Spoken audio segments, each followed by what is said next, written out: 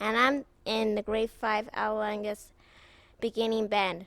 Although we're disappointed that we can't have you here in the Phoenix Theater with us, we're excited to present this virtual concert for you.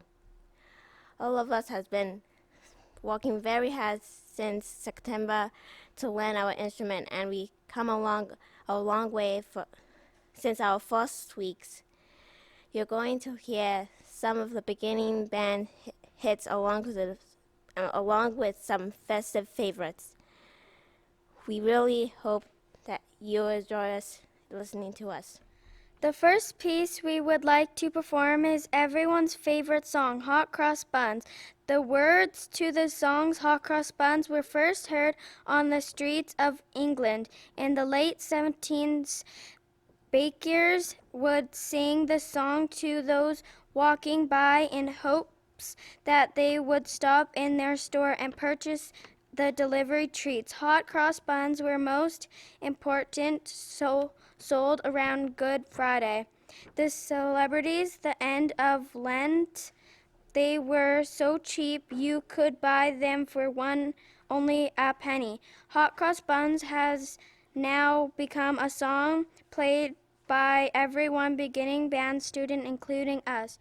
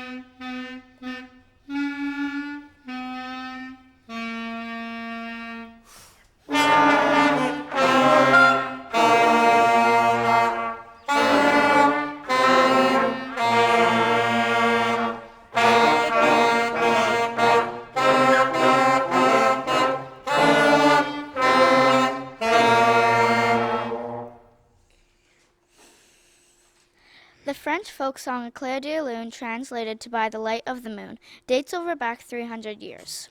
No one knows who wrote the original lyrics or melody. It tells the story of a man named Lubin who is asking his neighbor Pierrot for a quill so he can write a letter. Pierrot tells him that he does not have one, but that Lubin should ask the neighbor, a friendly girl, instead. Lubin goes over to ask her if she has one, and they quickly fall in love. Aww, who knew that asking for a quill could be the start of a love story? Here's our version of a Clair de Lune.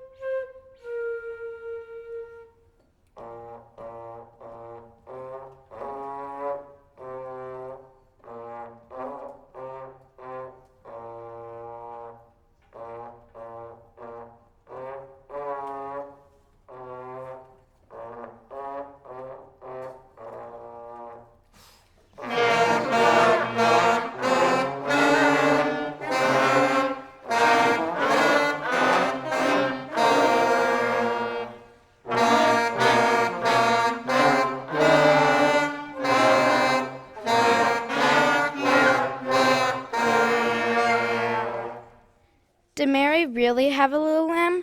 Legend has it in the year 1830, in the town of Newport, New Hampshire, a young girl named Mary went to school one day and brought along her pet lamb. The lamb was so distracting to the rest of her classmates that her teacher made her take it outside. The lamb stayed close to the school until the end of the day, and when class was dismissed, it ran back to Mary looking for attention. The story was made into a nursery rhyme a few years later by Lowell Mason, and was one of the first songs to be ever recorded by Thomas Edison and his phonograph invention in 1877. Although there are no lambs with us on stage, we are still going to play this classic nursery rhyme for you today and feature each instrument in the band.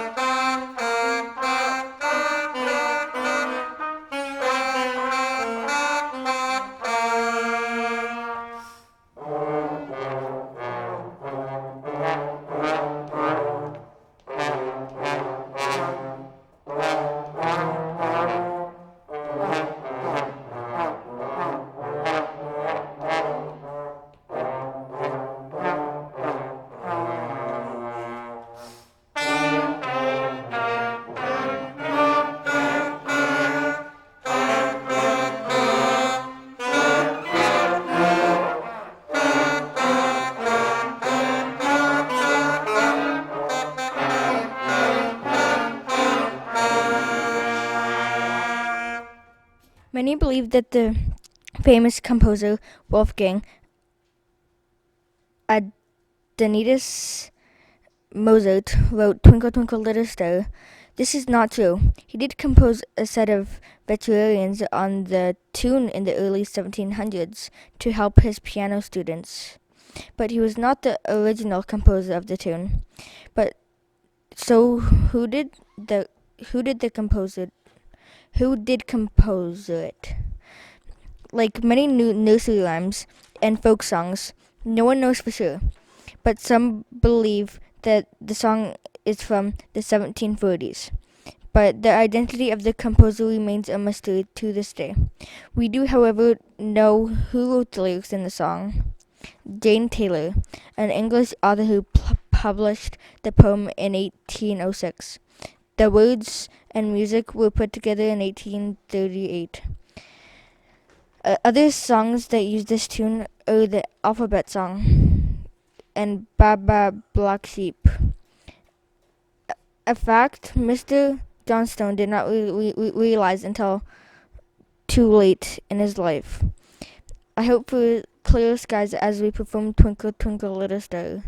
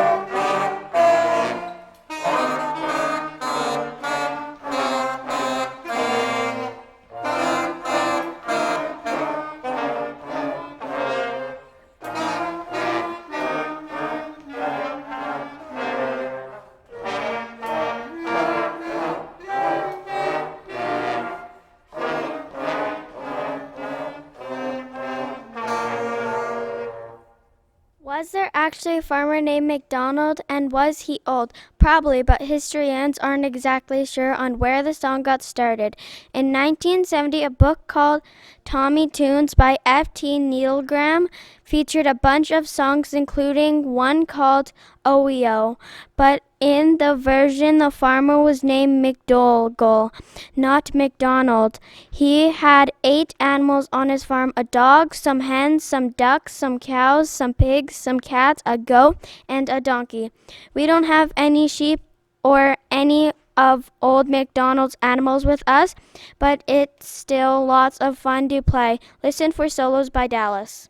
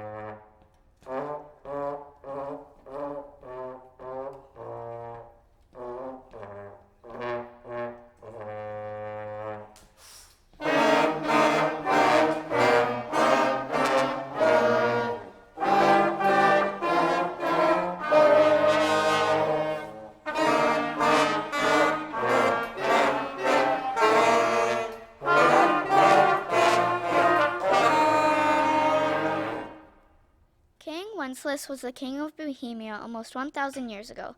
Legend has it that he and his assistant traveled through a harsh winter storm to give gifts to poor peasants in need on December 26. During the trip, his assistant was about to give up, but was able to continue by following the king's footprints through the deep snow. The words to the Christmas carol we know today were written much later in 1853 by an English writer, John Neal, with the medley taken from a 13th century carol called The Time Is Near for following. You won't have to battle any winter blizzards to hear our version, but you can just sit right back and listen.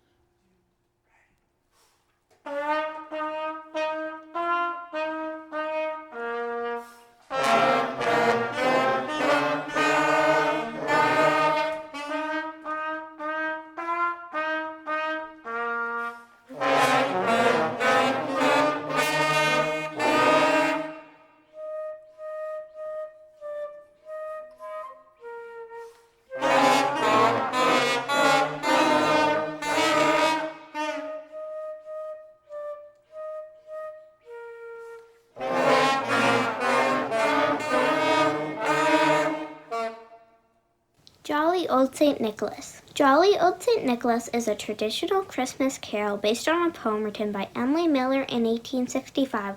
The title of the original poem was Lily's Secret. The melody of the song was believed to be written by the American composer and author James Murray 10 years later in 1874. The historians aren't 100% sure. Some believe that the Canadian country singer Wilf Carter was one of the first versions of the song. Either way, it sure is a jolly tune.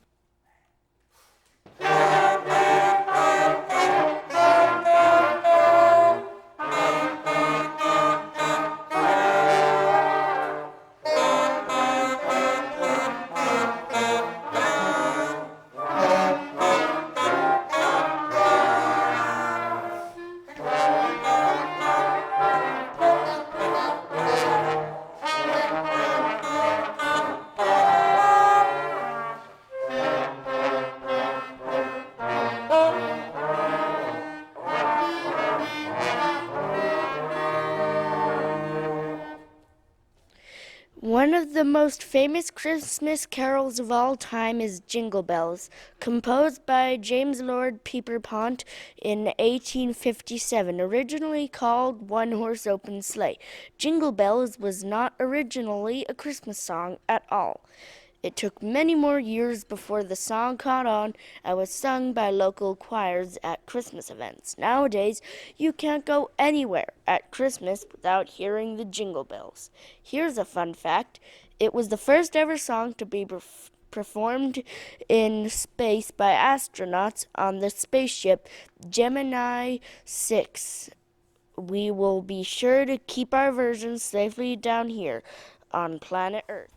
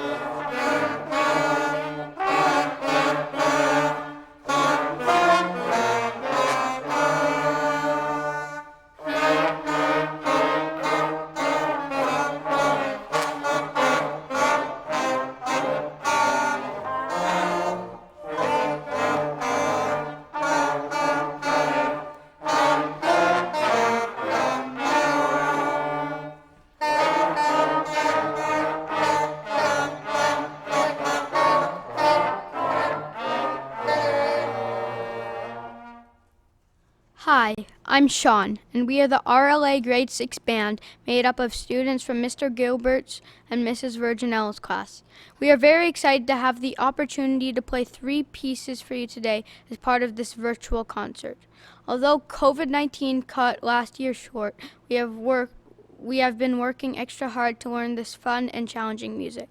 We really hope you enjoy listening to us perform, so sit back, turn up these speakers, and enjoy. Our first piece is very fitting for 2020, Nature's Fury by composer Jonathan McBride and arranged by Mr. Johnstone. Nature's Fury depicts the force and destruction of 2 colliding storm fronts. It opens with a powerful theme depicting the approach of a dark and ominous storm. This darkened storm front builds with rising winds and a driving rhythm which makes it even more powerful as it grows even closer. On opposite horizon, we see blue skies and tall, bright clouds as we hear the calmer, more peaceful second theme. As the 2 fronts converge, combining cold winds and heat and moisture, the full power of Nature's Fury is unleashed. Put on your raincoat and get ready to be blown away.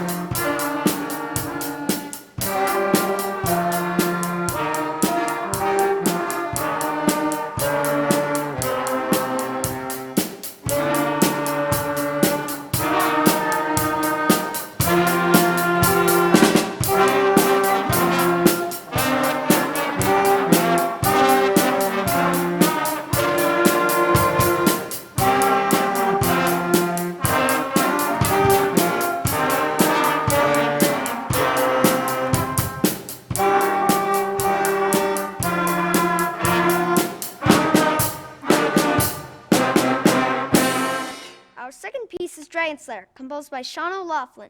The dragon is a legendary beast in the folklore of many European and Asian cultures. These creatures are traditionally portrayed as ferocious, fire-breathing beasts that represents the evil sought by human beings. According to medieval legends, dragons lived in the wild and remote regions of the world and guarded great treasures from their dens. The person who slayed the dragon would gain all its wealth. Beowulf, Apollo, and St. George all became legendary folklore heroes after slaying dragons. Luckily, we have secured the Phoenix Theater today, so the likelihood of any dragon getting in is almost zero. Oh no, everyone to your battle stations. It's time to slay the dragon.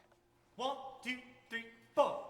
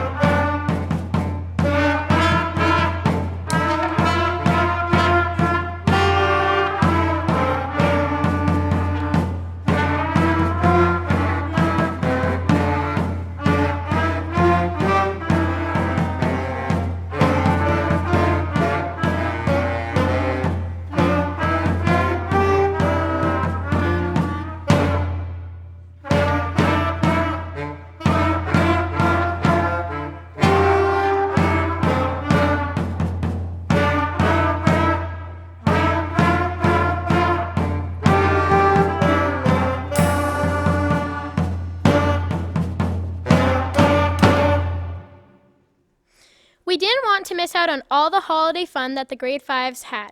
So Mr. Johnstone decided to put all the carols into a big pot and mash them up into one big song. You are going to hear many of your favorites, including Jingle Bells, Good King Wenceslas, Dreidel Dreidel, and Jolly Old St. Nicholas. And Mr. Johnstone even decided to dust off the old drumsticks to give us a fun beat to play along with. We hope you've enjoyed listening to us today as part of this virtual concert. We look forward to playing for a real live audience in the near future. Stay safe and have a Merry Christmas. 1, 2, 3, 4.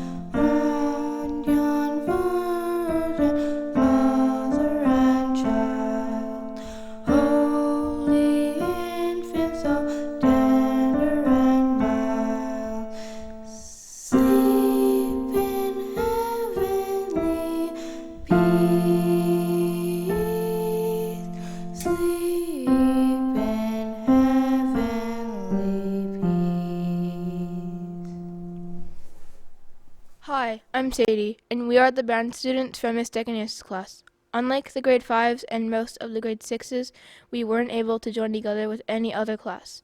But we are so amazing, we don't need anyone else to sound great. We have 3 very different songs that we've been learning over the last few months, and we are excited to play them for you today. So grab some popcorn, fill up your hot chocolate mug, and get ready to cheer us on. I'm going to pass the mic over to Jessie to introduce our first piece of the concert. Perhaps the most famous piece by Beethoven, Ode to Joy, is from his 9th and final symphony, composed in 1824. At this time in his life, Beethoven was completely deaf and could not hear anything around him. Historians believe that after the first performance of the piece, Beethoven continued to conduct the orchestra even though the music had stopped. One of the soloists had to turn him around to see the crowd going wild. The audience knew Beethoven was deaf, so they threw their hats and scarves in the air so that he could see they really loved the piece. Although we won't see you at home, feel free to throw your laundry, pillows, or whatever you have nearby at the end of our performance to show your appreciation. Please note, Mr. Johnstone says he won't be held liable if you break anything in your house after throwing it. Please enjoy Ode to Joy.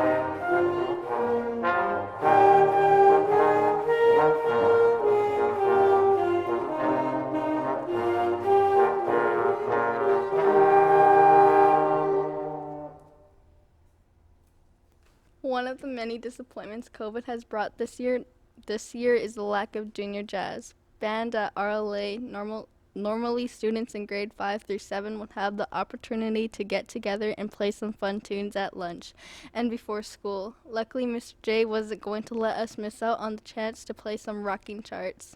Power Trip, composed by Dean Sorensen, is a straight-ahead rock chart that really grooves.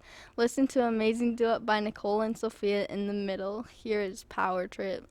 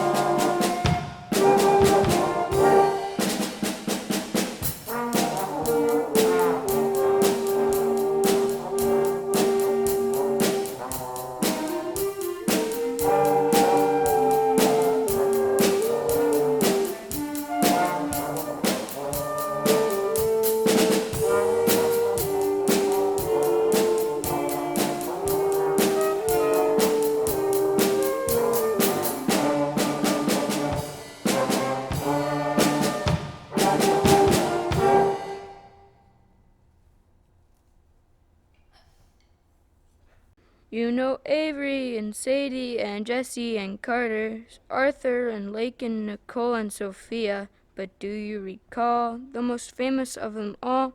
Why, it's Rudolph, of course. In the late 1940s, American songwriter Johnny Marks decided to compose a song that would celebrate just how special this reindeer was. The song was so popular, it hit #1 on the U.S. Billboard chart during the week of Christmas in 1949. Soon after the song was released, Rudolph became an animated stop-motion film that has become one of the longest-running Christmas specials ever made. We are hopeful that Mr. Johnstone will guide our performance today. Let's ride. 1, 2, 3, 4.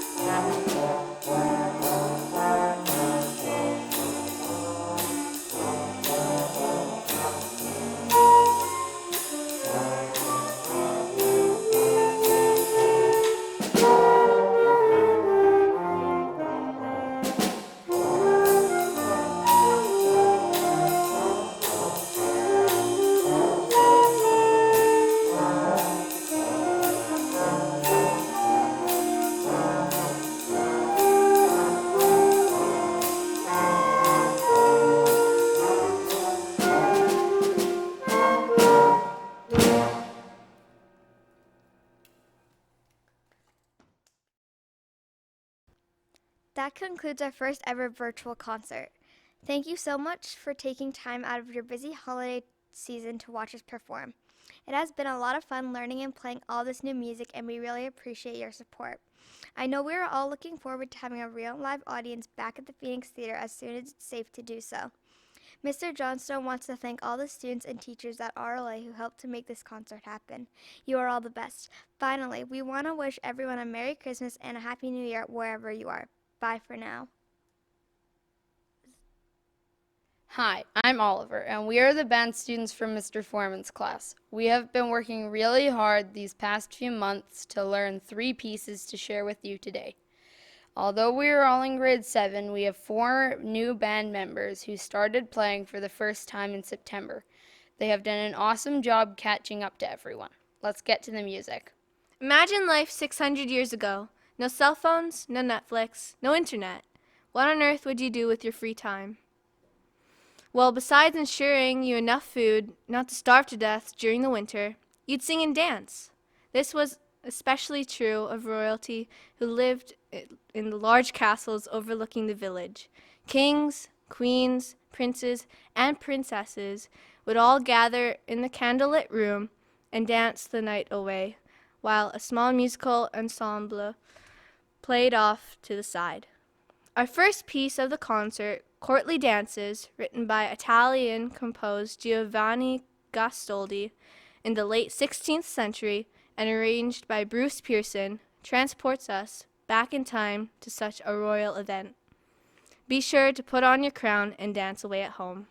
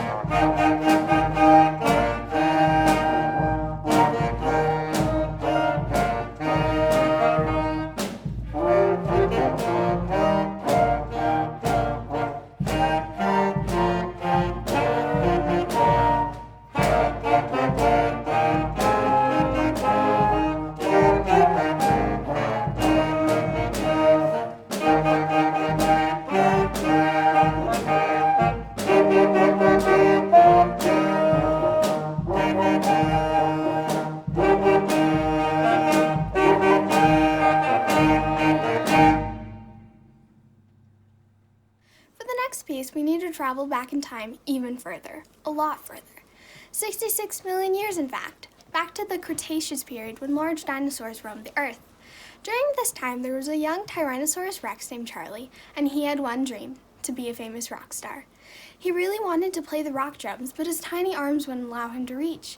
He tried and tried and tried, but couldn't stretch his arms out long enough to hit the drums. When Charlie was just about to give up on his dream, he met his friend Bob, a brontosaur, and he told him about his struggles. Bob said, "Don't worry, I can help you out," and gave Charlie a set of special drumsticks. They were extremely long enough that Charlie would be able to play the drums and make his dream come true.